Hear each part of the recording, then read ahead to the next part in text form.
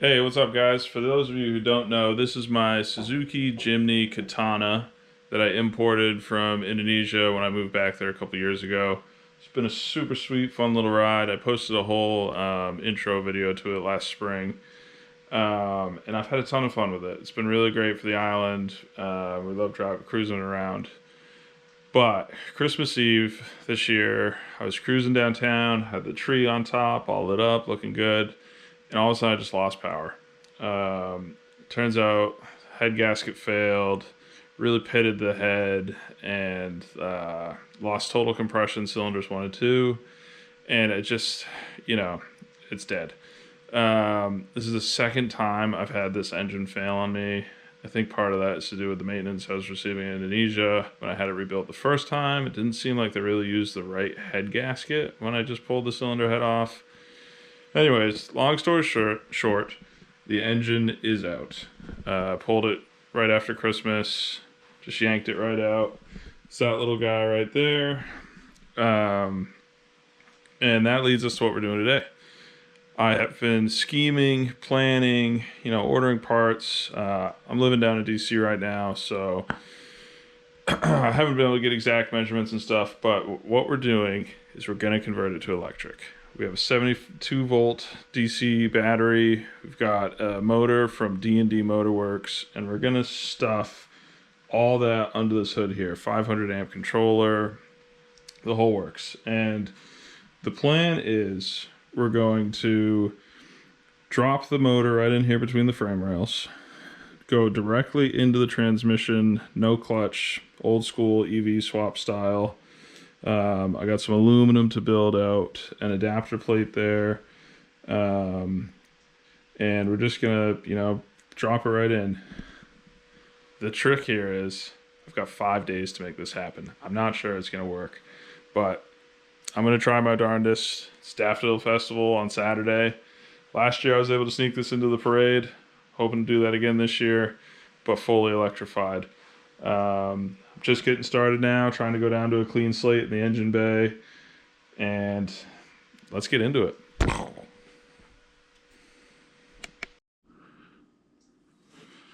All right, guys, before I get too far along with making the motor to transmission adapter, I just wanted to stop and talk about how I'm going to get the input splines for the transmission.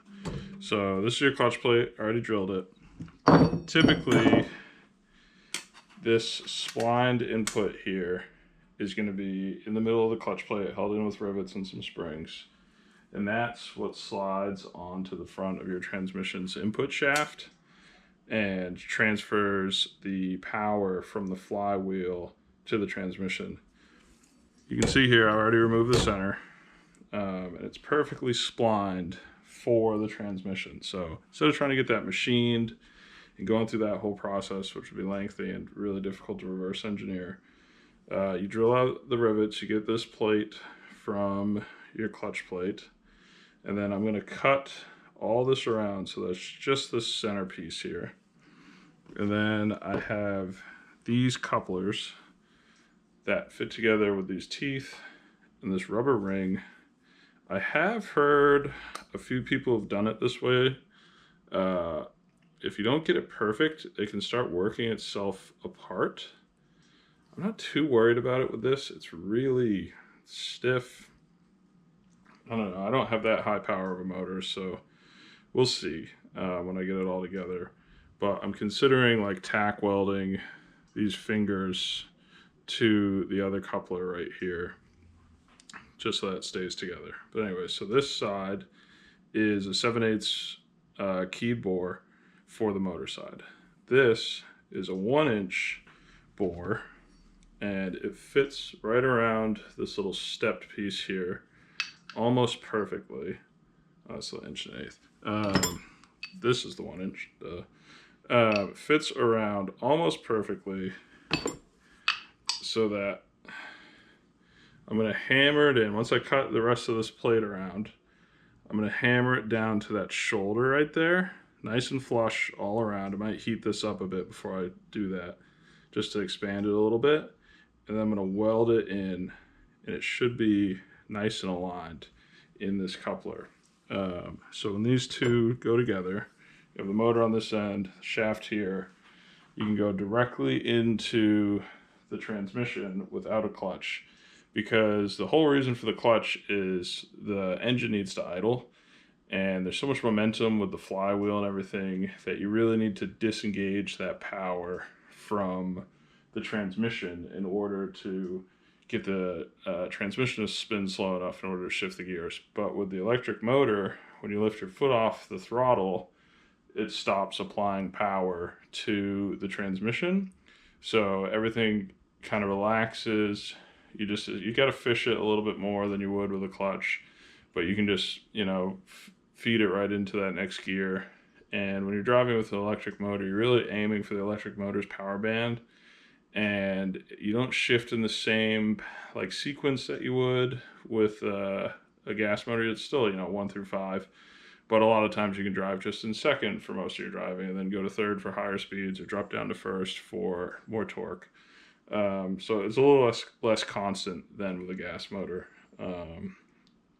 Yeah, so just before I started cutting this up and welding, I just wanted to show you guys where I'm getting this spline section from, and just a brief explanation of how this is going to go together. I'll touch on it again when I weld it together and start installing it, but I just wanted to put that out there.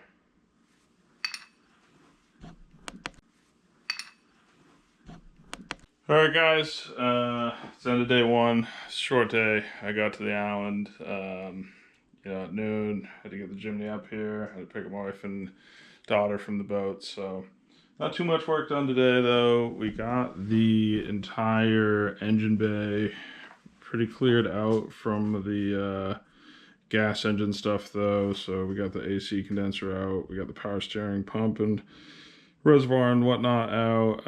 I have a new manual power steering box I was able to source from eBay that I'm going to install here, so I don't have to worry about power steering.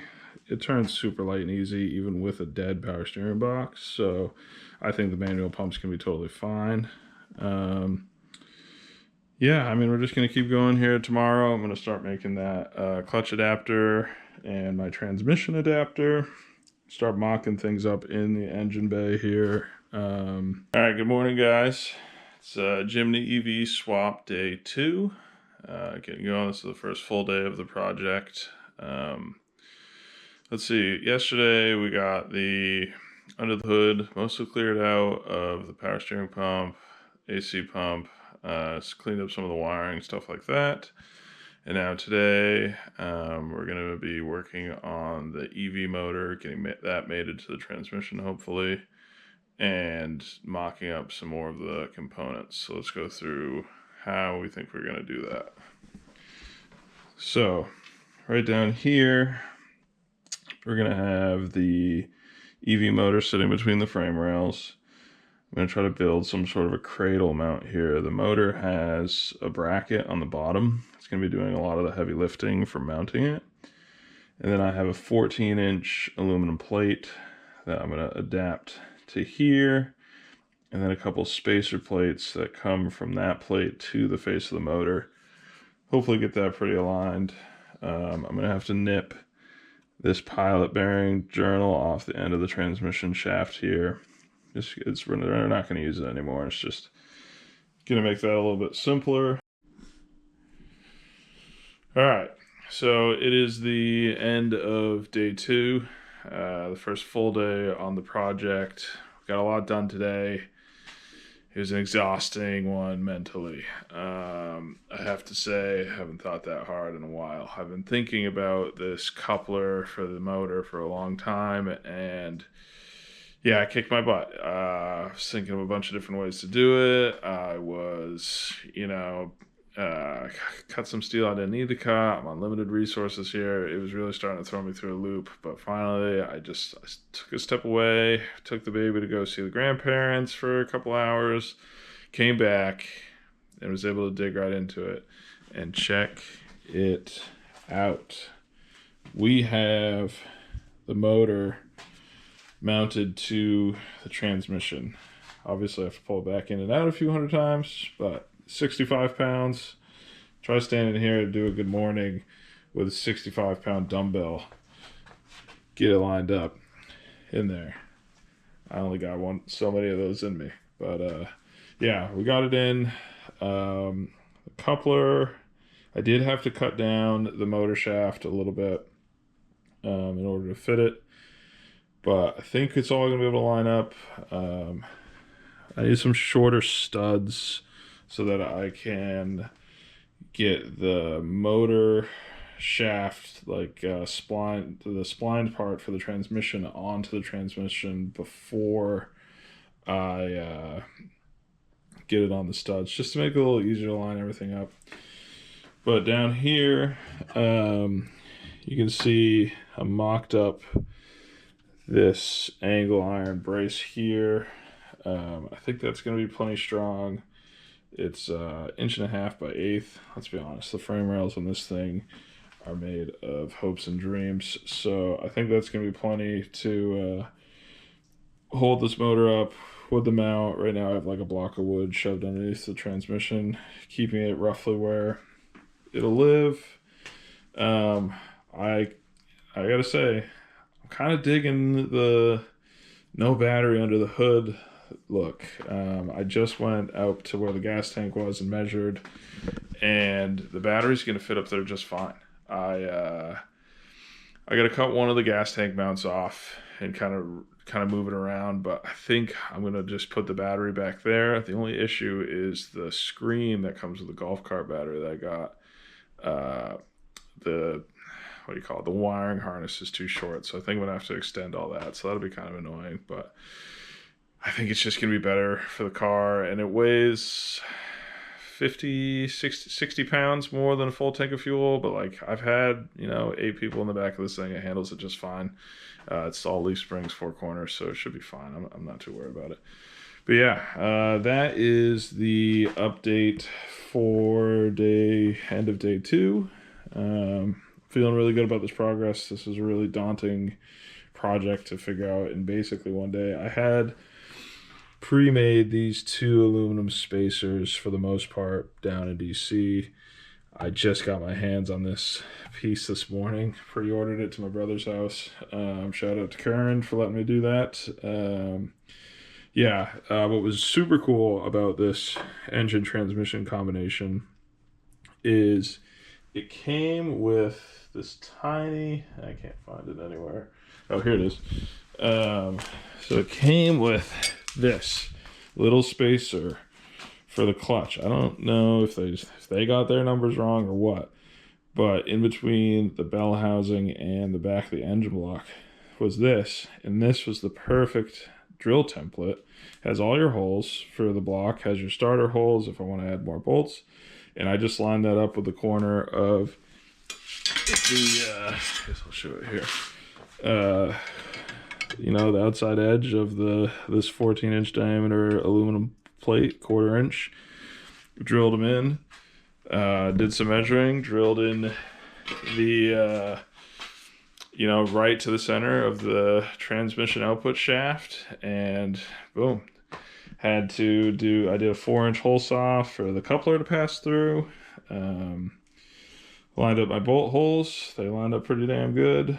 And yeah, it all bolted together. So we're really I'm starting to feel some progress here.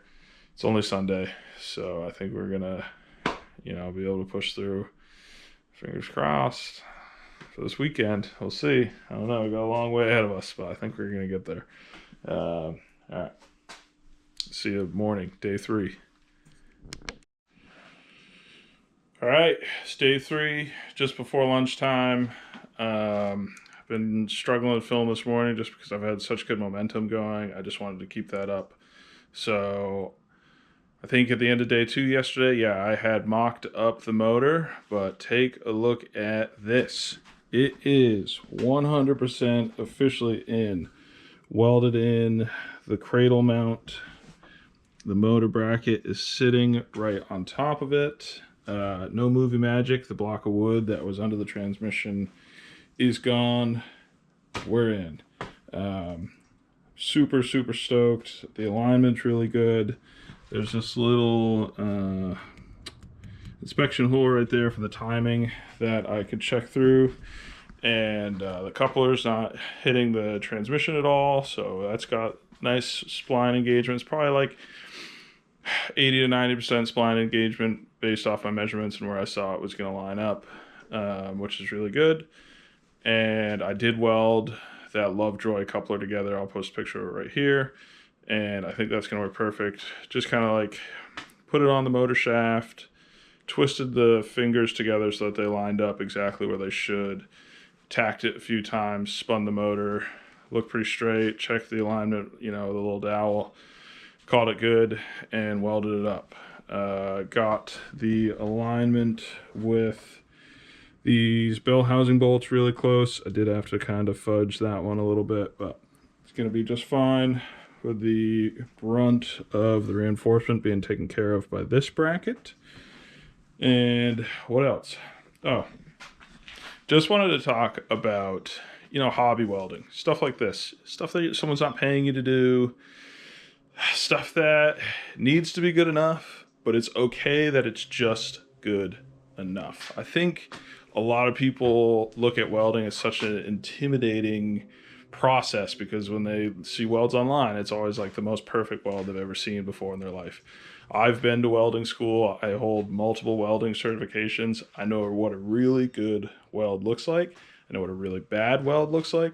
And I know what a half-decent weld that's going to last forever also looks like. And sometimes that's all you need. When I'm at home, this is my mother-in-law's garage. I don't have much in here. I don't have a 220 circuit. I do all my welding with this little Forney 140. And I've welded an entire Jeep frame back together with it. I've welded shock mounts back together with it. They've lasted years, no problems. As long as you take the time to practice and know what that decent fusion is going to look like, you can, with any hobby welder these days, you can stick stuff together. Car frames aren't built out of some masterfully thick steel. Most of them are 1/8 inch steel. Jeeps, like 11 gauge. This probably also 11 gauge. Only like when you're talking like big heavy duty trucks, the frames and brackets really start getting thick. I think people online are going to kill me about this, but I think we just get caught up in like oversizing everything. You're like, oh, it needs to be this 1/4 inch bracket that's welded to this frame that's made, that's paper thin. I mean, it just, I don't know. I just wanted to say somewhere in this video that shouldn't keep you from doing stuff. I'm not saying run out and your first project is like a major suspension component that, you know, if it breaks, you're going to fly off the road. But I just wanted to say, like, you know, this welder was, I think it was $350 when I got it on Amazon. Takes flux core, no gas, burns super hot, welds everything together just fine. You just need to practice. That's all it is. But yeah.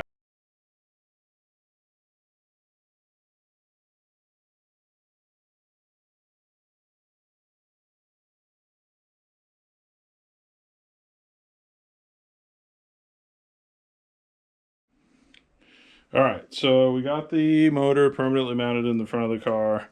Here we are at the back of the car where the gas tank was. And let me show you how I'm trying to do this. So I tacked together this tray right here. The battery does sit in it, so that's a win. I hope you guys can see this. Yeah, there's enough light. So there's these old gas tank mounts that come down from the frame. There's 4 of them. I don't know why they're not even or like lined up. I'm gonna have to chop this one off and remake it, because why they wouldn't just have it drop straight down like this one and have it go like that, I don't know. It's literally the same mount. Like they could have just, I don't know. It is what it is. So yeah, I'm gonna have to cut this one off and make a new one, but the rest of them I think I can use. And here's how I'm gonna do it. So this is a piece of angle iron that's bolted on, but I'm gonna bolt at least these 2 front ones together, make these mounts that come down, and then measure, give myself like an inch of clearance on the top of the battery to the body, and then measure down to where the rack is gonna, like this tray, is gonna line up on the angle iron, and then I guess mark it and then tack that in place or something. I think I might have to come space it out. I don't know. I gotta do some more measuring, but this is gonna be way more simple than doing it on top of the motor in the front. So I'm really hoping this is gonna work out nice and easy. And then I think I might actually have enough cable on the display. It's like 5 feet, and this thing's pretty short, so hopefully that works out. There's these nice fuel line clips all the way down that bolt to the side of the frame, so I'm going to try to reuse those for transporting the wires up to the front. And yeah, there's just tons of room down here. This is like the best car to convert to electric. There's nothing in the way. So gonna get to work on the battery, and I'll touch back in when hopefully I have some progress. But yeah, we're way ahead of schedule. Boop boop.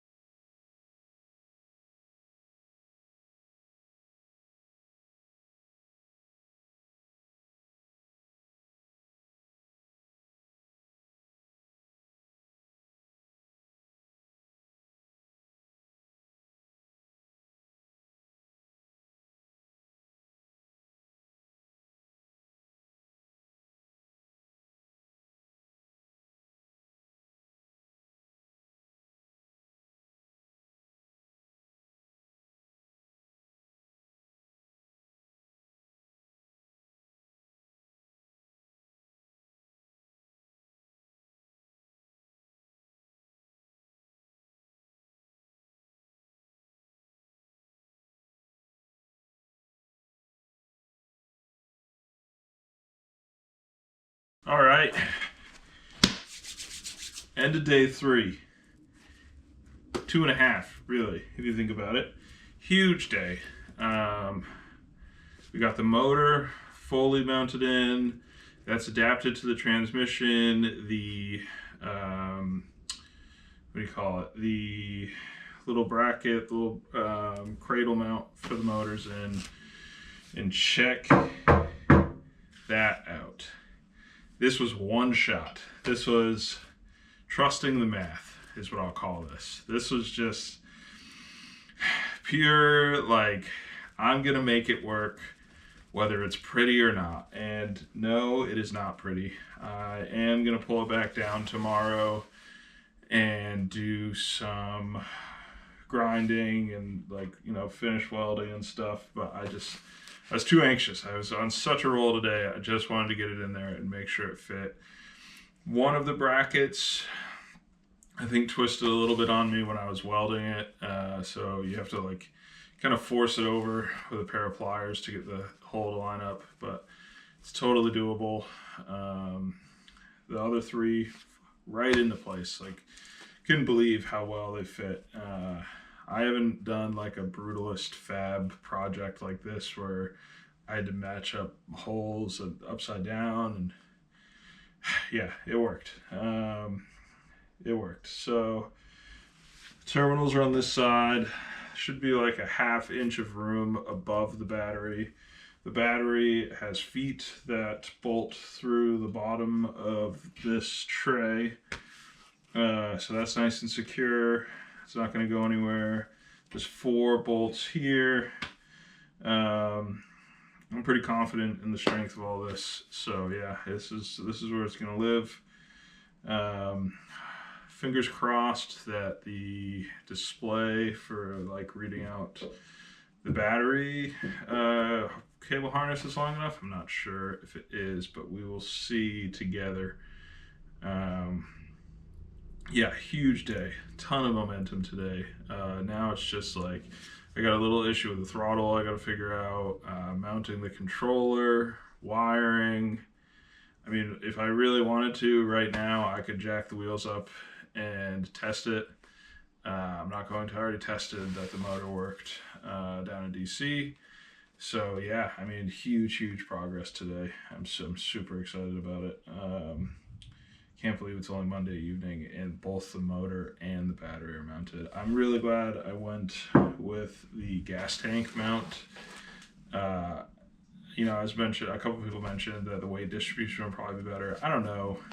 I guess it's a little bit better. But it was just way easier to build the mount and like just good use of space. Big day today, about 13 hours of work with an hour of running around to get parts and whatnot. But we got the battery tray fully painted and installed, wired from the battery forward all the way to the engine bay with 2-gauge wire, nice welding wire with a really good jacket on it. So protected it with some split loom, taped the entire split loom, and then mounted it to the frame. It should, you know, be really good for a long time. And should be plenty. 72 volts, 250 amps continuous discharge. I'm not too worried about it. It's a pretty short run. But yeah, so here's the wiring. Here's the ALTRAX 500 amp controller. A DC to DC converter. It's only a 30 amp DC to DC converter, but really all we're running is a radio and lights. There's no AC, there's no electric power steering. It's a super basic car. Got the manual steering box in. I had to lengthen the shaft to fit the manual steering box. It's shorter, 1.25 inches shorter than the power steering box. That's hideous. I will not be getting you a close-up of that. Let's see, let's come around here. I got the screen mounted in the car, right down there. Let's see if you can see that. Like right in between the shifters there. Cable is just long enough. It's actually plenty long from that location, so that should be good. Dropped it right between the shifters. The transfer case on this car is divorced from the transmission, so there's plenty of room to drop it down, kind of zip tie it out of the way, run that back to the battery. And that's how you turn on the battery, as well as monitor the health and range and all that. So obviously it doesn't work without it. So got a nice home for that. I'll probably either 3D print or build some sort of box for the cable around it at some point, but it's good enough for now. Yeah, I think I figured out my throttle issue. I'm not getting enough travel in the cable, and there's like a little stop bolt that's bolted to the floor. I think if I remove that, I'll get enough to do like at least, 95% of the throttle travel. That should be plenty. Finally got a steering stabilizer mounted in because the pitman arm has to be drilled in order to get that.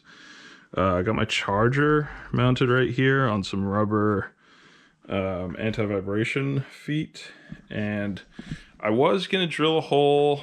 Well, so I was originally going to put the charger inlet port where the gas cap was, but the filler neck is too narrow for the port to fit in, and then it's not like a standard like bolt-on filler neck. It's actually like welded. There's like a whole elbow that's welded into the into the body for it, and then it drops down into the tank. So I was messing around with it. I was just thinking, I was like, by the time I cut all that out and like do this whole thing, it's still just gonna be like a crappy charge port plug. So I was like, I'll just keep the chrome gas cap there, move the charger up here, extended the cables back to the battery. Those are again super low, like I think it's 18 amps at 72 volts, so it should be totally fine. And then I might drill a hole in the front of the bumper to do the charge port, but honestly right now I just zip tied like the bunch of cable that the charger plugs into to the sway bar, and I'll just lean down and plug it in. It'll be totally fine. I'm not worried about it. That's pretty legit. It's just like having an engine heater on the front of your car, like where you can see that little plug coming out, if you guys have seen those up north before. But yeah, super excited about having the battery fully mounted in. I wanted to do that as few times as possible because it's so heavy. Doing it alone is really sketchy. But it's in. I got some touch up to do back here. I had to drill a couple bolts to get the license plate bracket off. So I'll have to, you know, fix that, ground a few of the tail lights back in. But yeah, really big day. Like, we're down in the nitty-gritty parts of the project now, where it's just little things here and there. And my stretch goal is day 5 tomorrow to do a test drive. I think we're just about there. I have to put the 12-volt battery back in and figure out a 12-volt trigger wire so that I can trigger my contactor right here. And no, I'm not running any contactor box. I was going to. I built this whole nice box out, but it didn't mount nicely anywhere. And again, it's like 72 volts, and I don't know. The battery studs, the motor studs are exposed. Like, don't touch anything. It'll be fine. So yeah, put the 12-volt battery in, turn the key on, find 12-volt power somewhere that turns on when the key turns on. I think right here at the coil. This is where I was grabbing 12-volt key on power from before for a fan relay trigger. So as long as that still works with all this stuff disconnected, we're going to be in good shape. We're just going to tape all these wires up and shove them behind the fuse box here, like off into the side of the fender. There was not that much to begin with, so yeah, we're really pretty close. I'm really excited that, you know, no big like exciting moves today. I mean, the battery's in for good, the wire's in, but you know, just those little check boxes, the little stuff that starts to drag on. And as long as I can keep those momentum up, tomorrow looks like a, you know, for real test drive day. So hopefully I'm checking in tomorrow with that.